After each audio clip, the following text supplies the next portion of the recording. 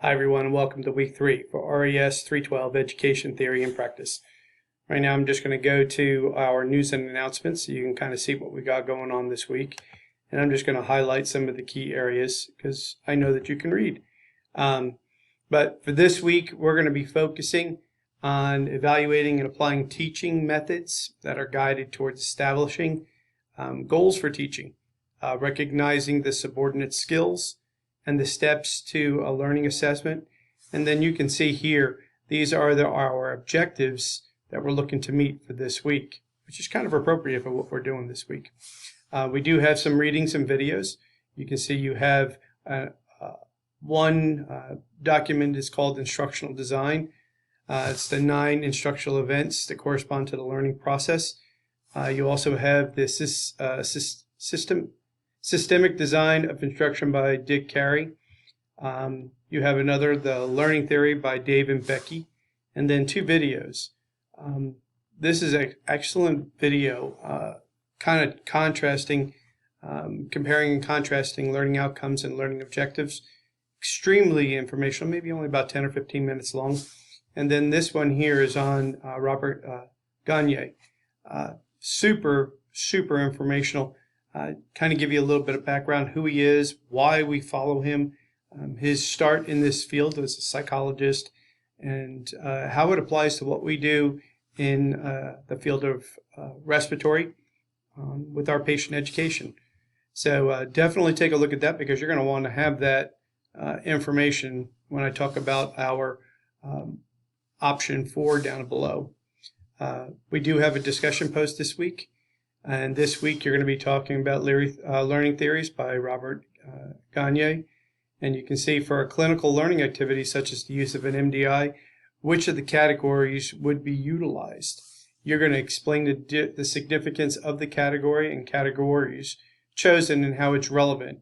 And there's that link again for the Robert Gagne video. Your initial post has to be at least 200 words, references when possible. And response post, you're going to do 2 classmates, minimum 100 words. Okay, we do have a Teams meeting set for March 25th at 2 p.m. We're going to be talking about some objectives. I'll be sending that to you. If you've already done your readings and watched the videos, you're going to be good to go. And if you've already responded to the discussion post, we're going to have plenty to talk about during our hour. Number 4 here. You can see here, number 4, you have an option of a quiz or the activity paper this week. If you're doing option 1, the quiz, it's going to be on our readings and videos, and that will open up on Thursday evening at 11:55 p.m. And I will post some more specifics about that because it's new and created, in the process of being created. And then option 2, if you do not wish to do the quiz and you want to do an activity paper, the activity paper is on the elements of instruction and utilizing Dick Carey and Carey's systematic design of instruction.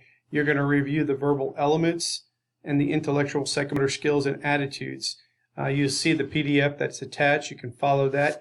And you're going to create a synopsis, an overview, a summary of each, and apply it to each of the elements.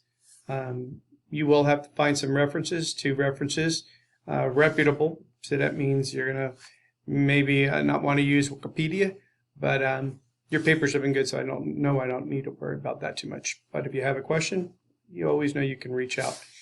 And then the bottom line here, it says, as you move forward through the 3rd week's learning material, I want you to consider the last 2 lessons and this and connect them together.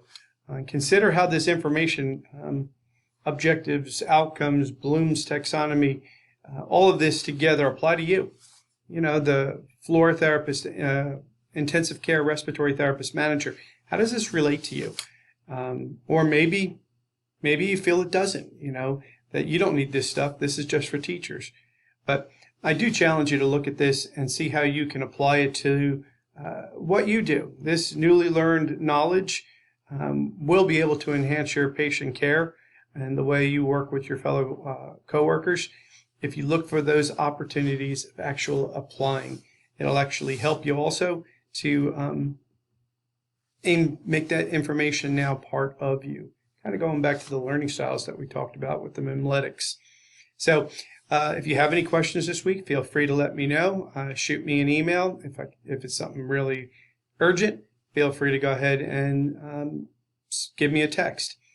And the other thing too is if you're working in any other classes besides respiratory here, reach out to me, let me know, because we just did this with a group of students in both this cohort and another cohort for respiratory who are working on music, and now they're working on some of the assignments legally together. Nothing wrong with having brains on tap instead of always on top. So I hope you have a wonderful week. God bless, and I'll see you in Wolfden.